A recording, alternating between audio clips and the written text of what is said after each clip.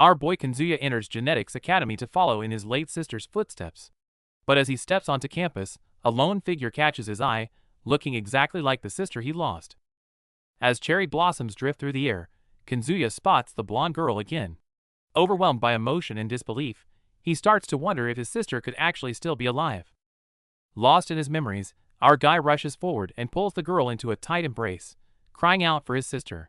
He has no idea he just hugged the Academy's most untouchable queen.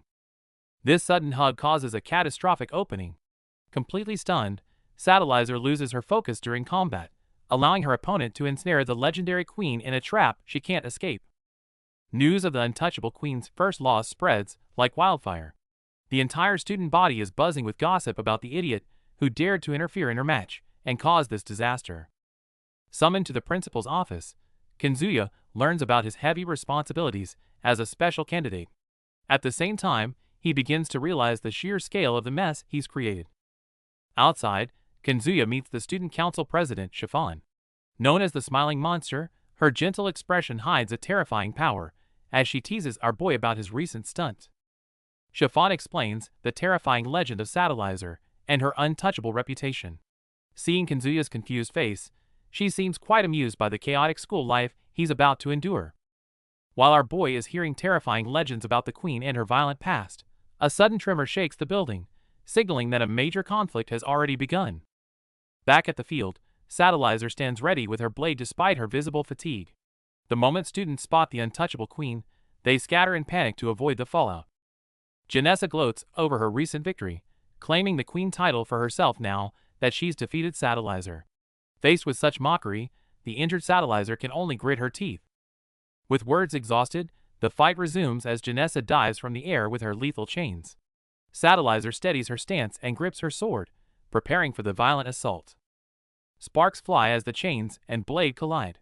In a flash, Satellizer focuses her gaze and snaps through Janessa's weapons, leaving the crowd completely stunned by her counterattack. Watching the intense battle, our boy is left in awe of Satellizer's true power. However, as the tide turns, a humiliated Janessa begins to wear a truly terrifying expression.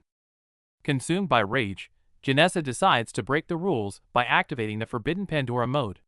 As her aura explodes with violence, everyone realizes the situation is about to spiral out of control. Seeing the battle stall, Ganesha illegally activates her Pandora mode. Her crazed expression and the terrifying pressure she radiates leave even the formidable Satellizer breaking into a cold sweat. Faced with such overwhelming power, Satellizer is forced into a defensive struggle. Our boy watches from the sidelines in an agony of worry, desperate to intervene as the situation worsens. Ganesha's assault is relentless, each blow aimed at a vital spot. Our boy monitors her every move, sensing that she's about to unleash a devastating finishing strike. "Look out behind you!" Our boy screams, but it's too late.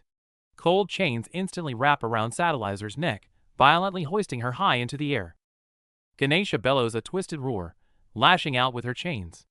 A helpless Satellizer is repeatedly struck in midair, her armor torn to shreds as blood splatters across the battlefield.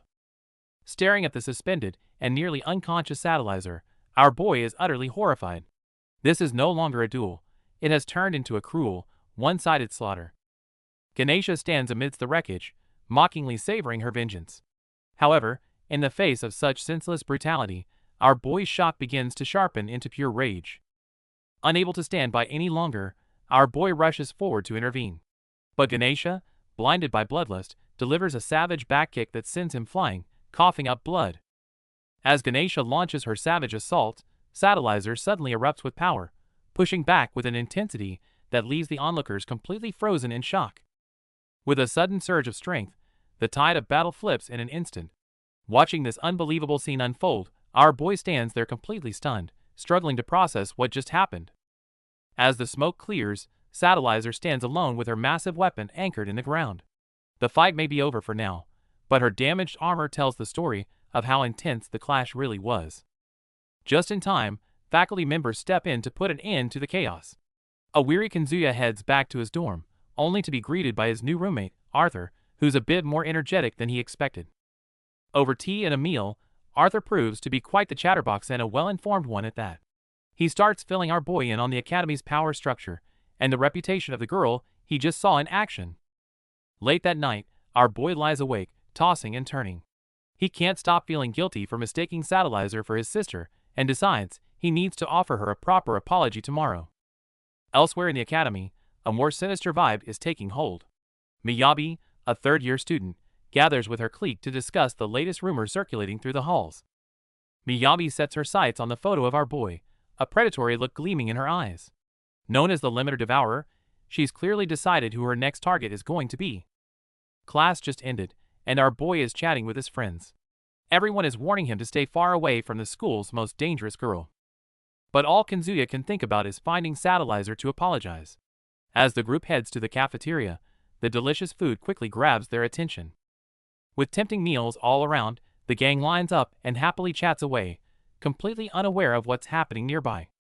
Right amidst the lively chatter, our boy suddenly spots a familiar figure in the crowd, leaving him completely speechless. The feared Untouchable Queen is actually quietly lining up for food alone. Desperate to clear the misunderstanding, Kazuya rushes over and impulsively grabs her clothes. His reckless move completely shocks everyone around. Before he can even speak, a flustered Satellizer yanks herself free and bolts away. To escape the staring crowd, she flees all the way to the empty rooftop. Finding a quiet corner, she finally catches her breath. She just wants to eat her burger in peace, but before she can take a bite, our boy tracks her down. Now, this unexpected alone time is about to make things incredibly awkward. The scene shifts as the usually cold queen offers a rare apology.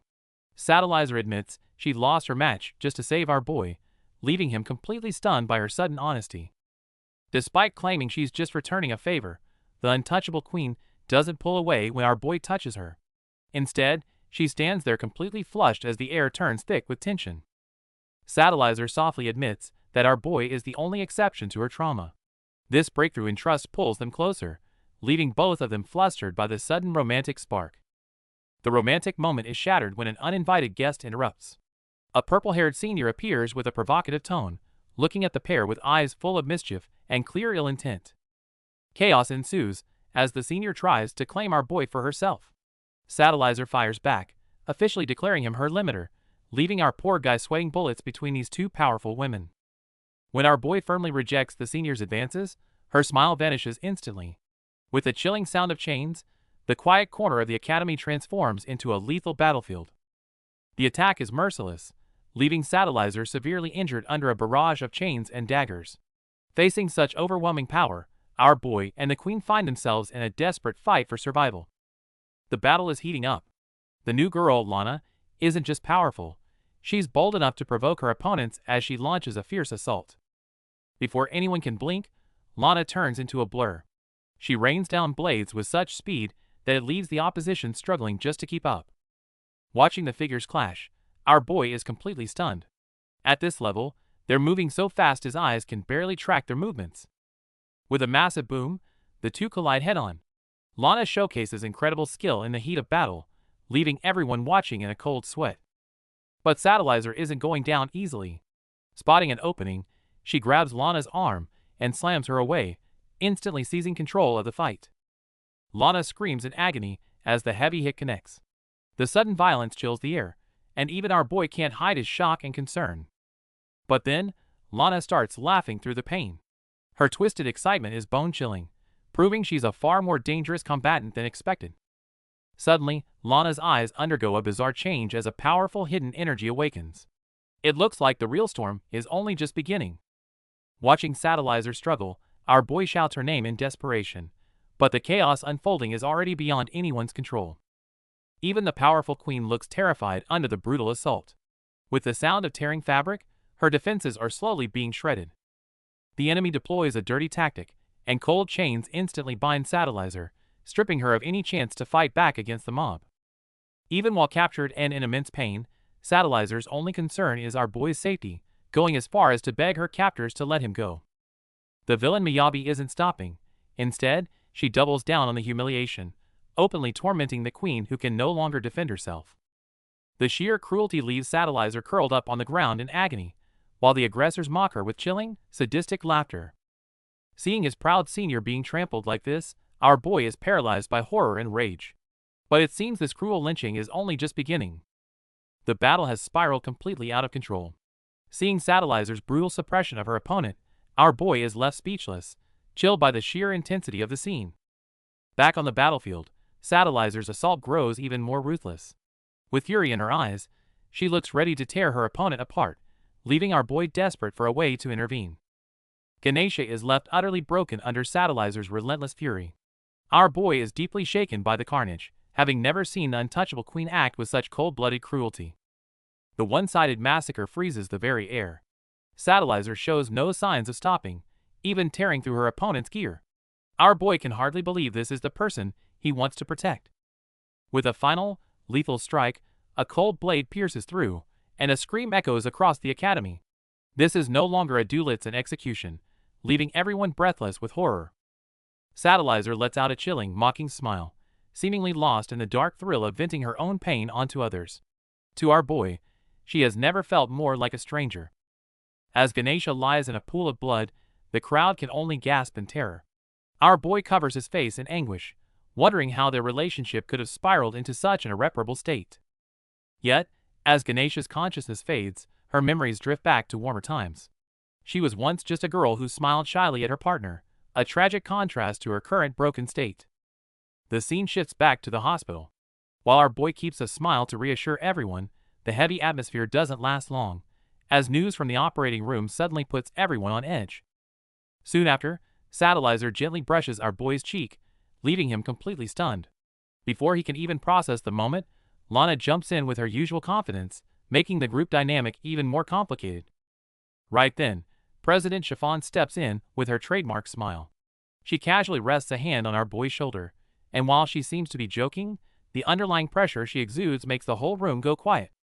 The scene shifts to the battlefield, where the Pandoras are on high alert. With a massive rumble, an armored giant bursts from the ground, its powerful shockwaves signaling the start of a brutal showdown. The battle erupts instantly. As the freezing field expands, the pink-haired girl lashes out with her chain weapon. But the enemy is tougher than expected, and even with her aggressive assault, they find themselves in a tough spot. At the critical moment, the red-haired Pandora calmly enters the fray. With her sword held steady, she looks remarkably composed amidst the chaos. In a flash, she moves like a blur, locking onto the enemy's weak point. Without hesitation, she leaps into the air and unleashes her Tempest turn. A devastating blow strikes the armored giant's core, and with a sharp cracking sound, its heavy defenses begin to crumble.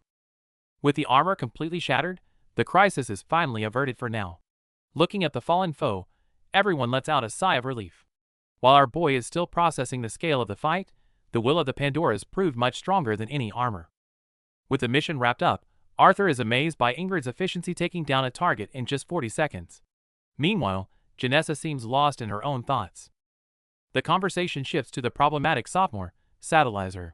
To the upperclassmen, the Untouchable Queen is becoming a serious thorn in their side. Inside the confinement cell, President Chiffon looks down at the penalized Satellizer. Even in this state, the Queen's eyes remain sharp and defiant. Chiffon isn't just here to scold. She specifically mentions our boy Kanzuya. She warns Satellizer that no matter what happens, she must not involve him. Chiffon's gaze turns deadly as she delivers a chilling ultimatum. If anything happens to Kanzuya, she will personally end Satellizer's life. As night falls and Satellizer steps out alone, a mysterious figure blocks her path. It looks like Lana has finally tracked down her target. Just as the tension peaks, a glasses-wearing upperclassman with a chilly aura makes her entrance. Claiming to be a guardian of order, she demands respect from the Untouchable Queen with an air of absolute authority. Before Satellizer can even react, the newcomer has a blade pressed against her throat. This senior isn't here for small talk. Her icy stare makes it clear she's here to pass judgment, and the atmosphere turns freezing. The upperclassman, Ingrid Bernstein, gives Satellizer a 24-hour ultimatum for a duel to punish her actions. But before leaving, she points out a fatal flaw. Satellizer is currently without a limiter partner. As Ingrid walks away, her overwhelming presence leaves everyone stunned. As the 7th-ranked third year, her involvement turns the already tense academy situation into a brewing storm. Meanwhile, our boy gets the explosive news from a classmate. Learning that Satellizer is backed into a corner and desperately needs a partner, he starts to panic and realizes he can't just sit by. Satellizer tries to clear her head in the shower, but the warm water can't wash away her inner turmoil. Facing an opponent of Ingrid's caliber, She knows better than anyone how dangerous this duel will be. Unable to just stay away, our boy gathers his courage and heads to Satellizer's dorm. He takes a deep breath and knocks, fully expecting to be given the cold shoulder once again by the queen. But as he cautiously pushes the door open, the sight leaves him speechless. The fierce queen actually has a bed piled with cute plushies and toys. This massive gap between her persona and her room is almost too much to process. Before the chaos erupts, our boy finds himself lost in a gentle memory of his sister teaching him the simple joys of life and family bonds. But reality hits hard when our boy accidentally stumbles into a room he shouldn't be in, catching a glimpse of Satellizer that leaves him completely speechless. A piercing scream shatters the silence. As Satellizer snaps out of her own inner turmoil, our guy can do nothing but offer a desperate, frantic apology. Trying to prove he wasn't sneaking around, our boy kneels outside the door, pushing through the intense awkwardness to finally speak his mind to her. Taking a leap of faith, our guy gathers his courage and makes a heartfelt plea, asking Satellizer to finally let him stand by her side as her limiter. However, the untouchable queen isn't easily swayed. Used to fighting alone, she coldly insists that she doesn't need any man's help to survive the battles ahead. Our boy refuses to back down. Feeling responsible for the trouble she's facing with the upperclassmen, he's determined to share her burden no matter the cost. As night falls, the rest of the academy remains far from peaceful, with Ganesha and others watching the brewing storm from the shadows of the campus. Standing alone by the window, Ingrid gazes at the moon and thinks of her lost partner Marin, still burdened by the heavy weight of her duty and grief. As the guardian of order, Ingrid looks down with a sneer, lecturing Satellizer on the essence of being a Pandora. To her, this place is a military base where hierarchy is everything. Faced with a lecture, Satellizer gloomily offers her own philosophy. She believes fighting without a limiter's interference means striking when the opponent is alone. This cold logic brings the tension to a boiling point. Just as their ideologies clash, a sudden explosion shatters the peace. Ingrid strikes without mercy, physically suppressing those she deems out of line, her brutal method striking fear into everyone present. The battle immediately escalates into a bloody spectacle. Ingrid is clearly not holding back, her undeniable power driving her opponent into a desperate corner as blood splatters across the scene. "Is this the power you've been so proud of?" Ingrid reveals a terrifying state of her stigmata, her eyes filled with chilling pressure. Under this sheer dominance, her opponent's will begins to crumble. From a high balcony, Student Council President Chiffon watches calmly. She has no intention of letting the staff intervene, choosing instead to personally see where this runaway sense of order leads. Despite the opponent's attempts to counter with speed, all struggles prove futile against Ingrid's heavy strikes. With a sharp cry, the once confident blonde Pandora completely loses her footing. The late-night ruckus wakes everyone up, and our boy Kanzuya senses something wrong coming from the third-year dorms. At the center of the battlefield, Ingrid's final blow shatters her opponent's last line of defense. The battle starts on a brutal note. Before Satellizer can even mount a proper defense, she's sent flying by a devastating blow from her relentless opponent. Watching Satellizer struggle, our boy looks on with deep concern. Her opponent doesn't let up, adding insult to injury with taunts that leave the spectating students in shock. Gritting her teeth, Satellizer stabilizes herself and activates a high-end Excel skill. The sudden burst of speed is so intense it leaves even the upperclassmen staring in disbelief. Our boy realizes that this opponent's reaction time is even faster than Miyabi's. Still, Satellizer thinks she's found a gap and moves in for what she hopes is a perfect strike. Unfortunately, reality hits hard. Her opponent predicts the entire routine and shatters her defense with a counterblow, showing a level of dominance that's honestly terrifying. With a cold smirk, she reveals the hard truth: speed alone can't win against a master. As a fresh wave of terrifying energy surges, it seems the real crisis is only just beginning. As Chapter 18 begins, the atmosphere turns freezing. Facing Ganesha's blatant provocation, our boy and the onlookers are stunned, sensing a brutal confrontation is about to erupt. Ganesha's assault is ruthless, and our boy can only watch in horror as Satellizer is sent flying by a massive blow. The villain's sadistic grin contrasts sharply with Satellizer's agony. Amidst the one-sided beatdown, Ganesha lets out a manic scream. On the edge of the battlefield, Chiffon watches coldly, silently evaluating how this chaos will unfold. To break her opponent completely, Ganesha pins down the wounded Satellizer and attempts to extract her stigma. Our boy watches helplessly as the golden source of her power is forcibly pulled away. Ganesha mocks her victim, demanding repentance while intensifying the torture. Seeing the blood and pain in Satelliser's eyes, our boy can no longer suppress his rising anger. Just as Satelliser is about to lose consciousness, our boy finally steps forward. While Ganesha continues to drop her arrogant ultimatums, his determined gaze hints at a turning tide. Facing an invincible foe, our boy summons every ounce of courage to declare that he will be Satelliser's limiter. This shocking proclamation leaves the villain stunned and the crowd in disbelief. Even when asked if he's ready to die, our boy doesn't flinch. Looking at the shaken Satelliser, he knows he's defying the rules, but he is fully committed to protecting her until the end. Despite the mounting pressure and judgment from the crowd, our boy doesn't back down for a second. With eyes full of resolve, he declares his intent to become Satelliser's limiter, leaving everyone stunned by his determination. However, the tension is reaching a breaking point as Ganesha looms like a predator. In a desperate move to help the struggling Satelliser, someone hands her a stigma, urging her to complete the ceremony and reclaim her power. Faced with these forced expectations, Satelliser looks visibly distressed and helpless. Watching her struggle, our boy feels a pang of worry, sensing her deep-seated trauma and instinctive rejection of the ceremony. Suddenly, combat erupts. The seniors unleash a powerful freezing field, attempting to completely immobilize Satelliser. The sheer force of the impact even shreds her gear, putting her at a catastrophic disadvantage. Seizing the opening, Ganesha swings her heavy weapon with lethal intent, taunting Satelliser that she can't dodge this in her current state. Seeing her in mortal danger, our boy cries out in a desperate panic. But then, the unthinkable happens. In the heat of the moment, our boy manages to shatter the high-level freezing field through sheer willpower alone without a contract. This impossible feat leaves the seniors utterly speechless. With the freezing field broken, Satelliser's expression shifts into pure fury. Moving like a blur, she launches a devastating counterattack, her blade slashing through Ganesha's defenses in a spray of blood. As the onlookers gasp in shock, a guaranteed defeat is miraculously overturned. Though the immediate crisis is over, the way everyone looks at our boy has changed. They now wonder what terrifying power this freshman truly holds. The battle is turning brutal, with blood already staining Satelliser's chest. Our boy can only watch in shock as Atia, fueled by rage, begins to question the very rules they are forced to live by.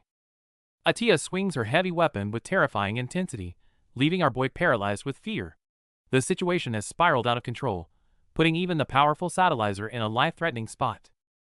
Watching comrades tear each other apart, our boy wonders why they're locked in such a meaningless fight. But for Ingrid, the weight behind this conflict is deeper than anyone else can see. The story shifts back to a rainy night 1 year ago. Ingrid, then a second year, was on a high-stakes mission, huddled in a camp where the maps and the atmosphere were thick with tension. Despite the exhaustion and the storm, Marin calmly strategizes with Ingrid. In their world, failure is synonymous with death, and as Pandoras, they have no room for hesitation. Marin's gentle encouragement became Ingrid's guiding light, teaching her the true meaning of duty. Inspired by her senior strength, Ingrid vowed to protect her comrades at all costs. During that rainy night, Marin's words touched Ingrid deeply. Nearby, President Chiffon maintained her signature smile, as if sensing a destiny-altering encounter was about to unfold. Through the downpour, they spotted a familiar face, a young Satelliser. Seeing the aloof yet battered underclassman marked the beginning of a long, complicated history between them. In the heavy rain, Satelliser bends over in pain from exertion and stress, while Chiffon, standing beside her, glances aside with a composed expression. Two other girls nearby also feel the immense pressure from the harsh weather and field exercise, even starting to comfort each other by sharing a snack. However, at that moment, a senior named Marine suddenly bursts out holding her injured limiter, screaming in terror. They've encountered a real Nova, not a training dummy. The scene immediately cuts back to the tense battlefield, where we see Satelliser and the students in their combat armor staring ahead, with grim expressions. The situation was critical. The massive limb of the Nova slams into the ground, sending debris flying. One cadet is terrified to the point of collapse, while another male limiter cries out in agony from a serious wound. Hearing Senior Marine's grief-stricken self-blame and her mention of the first-year students who just completed their baptism, the expressions of the blonde and brunette seniors also turn grave and sorrowful. With battle imminent, the brunette senior swiftly issues orders. The blonde cadet is to aim for the Nova's core, while the pink-haired cadet is tasked with protecting the limiters and preparing to fall back. In the chaotic panorama of the battlefield, the Nova's next strike arrives. A massive impact directly hits a student who fails to dodge in time, sending her flying instantly. With a tremendous crash, the brunette student is struck down hard, and this is only the beginning of the brutal battle. The battlefield spirals into chaos as heavy mechanical limbs crush the earth. Seeing his senpai in grave danger, our boy screams in desperation, determined to push through. Amidst splashes of blood and heavy rain, the Pandoras struggle to hold their ground. Their terrified expressions tell you everything about the absolute nightmare they're facing. As rumors of a Type S nova spread through the downpour, Ingrid's stoic facade begins to crack, haunted by the shadows of a past she can't escape. Collapsed in the mud, our boy watches helplessly as the world blurs. The tragic memory of a past sacrifice begins to overlap with the cold reality of this rainy night. Now completely consumed by the heat of battle, Ingrid unleashes a massive array. She fights like a woman possessed, tearing through enemy ranks to protect what remains. The battle reaches a bloody peak, staining the rainwater red. Ingrid's strikes are precise and lethal, delivered with the desperate resolve of someone with nothing left to lose. Our boy tries to stop Ingrid from losing herself to rage, only to be pushed aside. Pointing into the distance, she screams with a fury born from a cruel fate. In the depths of despair, Marin's gentle smile appears. Even at her limit, she offers a tender farewell in the rain, leaving behind a bond that transcends life and death. As Marin whispers her final words, her only concern is the safety of others. One has to wonder, how much longer will this painful memory continue to haunt Ingrid? In the pouring rain, a brown-haired Pandora stands resolute, shielding her comrades. Despite her torn clothes and visible injuries, she grips her light blade and declares firmly, as long as there is a civilian to protect, she will not retreat. This vow surprises the pink-haired comrade covering the rear, Gina, who looks on with a stunned expression. The brown-haired Pandora then assigns command to her comrade Ingrid, before announcing her intention to push beyond her own limits and stall the enemy alone. Her resolve once again shocks Gina. However, as they attempt to withdraw in the chaos, Gina looks back in horror to see that the brave comrade, Marin, has already been severely wounded while covering their escape. Seeing Marin still fighting despite her wounds, a surge of rage erupts within Gina. She cannot comprehend, nor can she accept, how a comrade could be so easily discarded. This brutal memory remains an unhealed trauma in Gina's heart. She can never forget the look of mingled pain and numbness on the face of the male limiter, Kai, as Marin fell. In the end, Marin, cradled in Gina's arms, uttered her final farewell to the arriving Ingrid before falling silent forever. This experience profoundly changed Gina. The scene flashes back to the present. Amidst the roar of helicopters, the Type S Nova has been taken down by the arriving senior reinforcements. A short, black-haired girl is speaking softly, almost to herself. Her words reveal the truth. It was precisely that tragic incident years ago that sparked the subsequent rebellion among Pandoras against senior authority. Our boy and a blonde girl listen intently, their expressions turning grave. And now, driven by that same obsession, Gina has fallen into a rampaging frenzy. With a furious roar, she brings her black longsword down in a crushing blow against Ingrid, who stands in her path. The fatal slash tears through the air and lands heavily on Ingrid. Her limiter, Leo, watches in horror, while even our boy is stunned by the ferocity of the attack. Seeing his partner grievously wounded, Leo tries to rush forward recklessly, only to be met by a brutal punch from Gina that sends him sprawling to the ground in agony. At this critical moment, our boy finally snaps out of his shock. With all his might, he shouts towards the center of the out-of-control battlefield, desperate to stop the spiraling chaos. The scene descends into chaos as our boy unleashes an all-range freezing that leaves everyone stunned. This advanced ability, which freezes not just the target but the entire zone, is far beyond anything they've ever seen. Looking at the frozen world around them, Satellizer and Ingrid are completely speechless. Even our boy seems a bit bewildered by his own unprecedented power, which has instantly made him the center of attention. But the battle isn't over yet.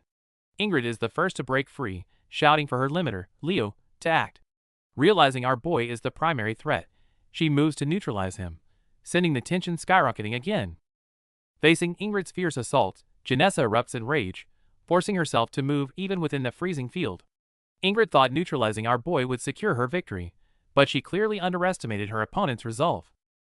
With the battle reaching a stalemate, Janessa activates her Pandora mode, powered suit. Clad in heavy combat armor amidst waves of energy, she radiates an intimidating presence that chills everyone to the bone. The sight of this high-intensity combat mode leaves the onlookers breathless. Despite being battered and bruised, Ingrid grips her weapon tight, determined to defend her sense of order against the impending lethal strike. As Janessa's blade thrusts toward her, memories of her late partner Marin flash through Ingrid's mind. She cries out, desperate to prove to Marin that her path is not wrong, even as blood begins to spill. Janessa's fury has peaked. She refuses to lose to those who trample over the regulations. Under her relentless, berserk slashes, Ingrid's defenses crumble, leaving her reeling from the overwhelming impact. With one final, heavy blow, Ingrid falls. This brutal confrontation might be over, but the storm within the academy is just beginning. How will our boy handle the chaos that follows? Let's find out next time. As the fierce pink-haired Pandora lunged, our boy Kazuya Aoi appeared, unleashing his freezing ability with a shout. Its immense power, surprisingly intensified, even caught the Pandora mode opponent off guard.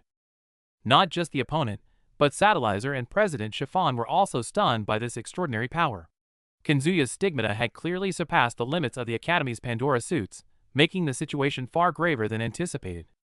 However, even under our boy's powerful freezing ability, the opponent hadn't completely lost her fighting spirit. With her body broken, she roared in fury and launched another ferocious assault. Confronting this almost obsessive rage, our boy finally spoke, pinpointing that his opponent was tormented by a fixation. He declared it meaningless, striking at a deep wound within her. Unfortunately, Senior Ingrid remained trapped in her own suffering, her heart already on the verge of collapse. The pink-haired Pandora before them continued to rampage, and the battle was about to erupt. At that moment, our boy unleashed his power again, his voice filled with unprecedented fury. He confronted Senior Ingrid directly, claiming her fixation was demeaning Marin's sacrifice. To him, Marin's death was a noble duty, but Ingrid had twisted her motives, questioning if she truly wanted to die as meaninglessly as Marin. Stunned by our boy's deafening questions, Senior Ingrid's emotional defenses finally shattered. Tears streaming down her face, she repeated Marin's name, realizing with deep remorse that she had been misunderstanding, even belittling, her late partner's true sacrifice. For some unknown reason, the second-year Pandora Virginia begins to suffer, as the skin on her face starts to crack apart in agony. Awakening from the nightmare, Virginia finds her seniors, Ingrid and others, by her bedside, who inform her that the recent stigmatic overdrive nearly cost her life. With a serious expression, Ingrid then asks Virginia about the events of a year ago, questioning if she fought alongside the late senior Marin. Confronted by this pointed question, Virginia grows visibly agitated, admitting that in her subsequent pain and turmoil, she had forced herself to forget those traumatic memories. Under Ingrid's intense gaze and questioning, Virginia finally recalls Senior Marin's final order, for the unprepared Kohais to retreat immediately. Virginia recalls that even when cornered, Marin chose to hold the line alone. Ingrid listens, her expression heavy, and decides to leave the room under the watchful eyes of Leo and the others. Left alone in the room, Virginia is consumed by self-doubt, questioning if their decision to retreat back then might have been a mistake after all. Meanwhile, Student Council President Chiffon listens to the report about the battle between Ingrid and our boy Kazuya, astutely noting that the power he's hiding is far from ordinary. Finally, they turn their attention to the movements of Kazuya and Satellizer, signaling that the upcoming storm within the academy will revolve around them. After the multi-character battle from the previous chapter, the scene shifts to a distant mountain range where several dark-haired individuals in traditional robes gather around the kneeling Rana, blessing her impending journey according to the goddess Kunlun. The scene returns to the present, in a classroom where a conversation about the Untouchable Queen is being led by an orange-haired upperclassman, drawing varied and interested reactions from the surrounding students. The conversation soon turns to our boy. A red-haired girl playfully pats his shoulder, half joking, half warning him that getting involved with that queen, Satellizer, is a bad idea. He can only listen in silence, looking a bit bewildered. Suddenly, the atmosphere in the classroom freezes. The subject of all the gossip, Satellizer herself, appears at the door. To everyone's surprise, she walks directly up to our boy and states in a firm tone, "Kazuya Aoi, come with me for a moment." Seeing Satellizer lead our guy away, the previously talkative upperclassman is left dumbfounded, staring in their direction, utterly confused by the situation. Satellizer takes our boy to the rooftop. Seeming to have resolved herself, she takes a deep breath and then gently, almost cautiously, clasps his hand. Faced with this sudden intimate contact, our boy is frozen in place, barely breathing. Satellizer, however, focuses on the warmth of his hand and softly voices her realization. Just as I thought. I'm fine. She murmurs with downcast eyes, her voice tinged with disbelief. When you touch me, it's not repulsive. Hearing Satellizer's honest confession, our boy responds earnestly, saying he too has always seen her as someone special. This causes an unusual blush to spread across her cheeks. Satellizer struggles to find the words for this unfamiliar feeling. Then she recalls his unique ability, the power of freezing, even without a formal contract. In response to Satellizer's question, our boy smiles a bit shyly. Meanwhile, far above them, the mysterious girl from Tibet, Rana, seems to have arrived at West Genetics and surveys the city from on high. In the hallway, the bespectacled blonde senior excitedly holds up a few books with the Genitas logo, waving them as she urgently speaks to our boy, who looks utterly surprised by whatever news he's just received. After the brief exchange with the senior, our boy is clearly still reeling from the shock, and the expressions of his classmates in the hallway mirror his disbelief, as if everyone has just heard the same unbelievable piece of news. The classroom is buzzing with excitement as a crowd of students surround someone, but amidst all this cheerful noise, our boy stands off to the side alone, looking downcast with fine beads of sweat on his face. Just then, the blonde senior appears at the doorway, her face slightly flushed as she speaks somewhat hesitantly. It seems she's there to invite our boy to dinner. This sudden proposition leaves him frozen in place, completely taken aback. Faced with the senior's invitation, our guy first frantically questions if he heard right. Then, a wave of panic hits him as he vividly recalls the terrifying aura of the Untouchable Queen, Satellizer Senpai, who forbids anyone to get close, setting off all kinds of alarms in his head. However, the senior in front of him actually pulls out a burger meal and shyly offers it to him, saying she bought it specifically. Seeing her unusually gentle demeanor, the shock and anxiety in our boy's heart are momentarily overshadowed by this sudden yet sincere gesture. Our boy casually mentions what happened to his friends in the cafeteria, and the news practically causes a mini earthquake. Hearing that the Untouchable Queen not only approached him on her own, but also called him by name and treated him to a meal, his friends all react with looks of utter disbelief, as if screaming, "You have to be lying!" After a lively group discussion, everyone decides to go out and celebrate anyway, with an orange-haired friend enthusiastically calling for karaoke tonight. However, when the conversation circles back to Satellizer Senpai, another friend gives our guy a serious warning, telling him he can't just casually go to her room. To this, our guy calmly replies that he was invited. This bombshell only makes his friends nearby develop even more complex expressions that essentially say, "Just what the heck is with you?" The scene is filled with a heavy silence of utter bewilderment. And so, with a mix of nervousness and anticipation, our boy rides the train alone to the island where Satellizer Senpai lives. Watching the scenery fly past the window, he quietly reflects that this truly is the first time the usually aloof senior has ever made such an invitation. Meanwhile, back in the senior's own room, she herself seems to be preparing for something she deems impossible. Staring at a pile of clothes with indecision, she mutters to herself, earnestly trying to pick out the perfect outfit for the upcoming meeting. Our boy arrives in Shintosher. Since it's right next to the academy, the city is bustling with energy, filled with international travelers and vibrant shops. Taking a rare break, he finds himself mesmerized by the cute plushies in a shop window, totally unaware that trouble is lurking just around the corner. Suddenly, a group of thugs surrounds him. Their leader, a blonde guy with a bandana, grabs him by the shoulder with a fake and mocking friendliness. Feeling the obvious threat, our boy is deeply unsettled. He tries to politely decline and leave, but the thugs aren't about to let him go so easily. The thugs drop the act and lash out, landing a heavy punch right on our boy's face. Knocked to the ground, he realizes he's in a dangerous spot. Just as things look grim, a purple-haired girl steps into the light. Invoking the name of the goddess Kunlun, she refuses to let this bullying continue. This girl, Lana Lynchen, doesn't hesitate for a second. Before the thugs can even react to her presence, she launches a lightning-fast counterattack. Lana's strikes are incredibly powerful and precise. These thugs find themselves completely overwhelmed, unable to defend against her martial arts skills. With one final, crushing move, the leader of the thugs is neutralized. This mysterious girl's arrival has completely turned the tables for our boy. Out of nowhere, a mysterious girl in strange traditional gear and a visor bursts onto the scene. While our boy is left wondering who this newcomer is, the girl herself seems to spot something that leaves her completely shell-shocked.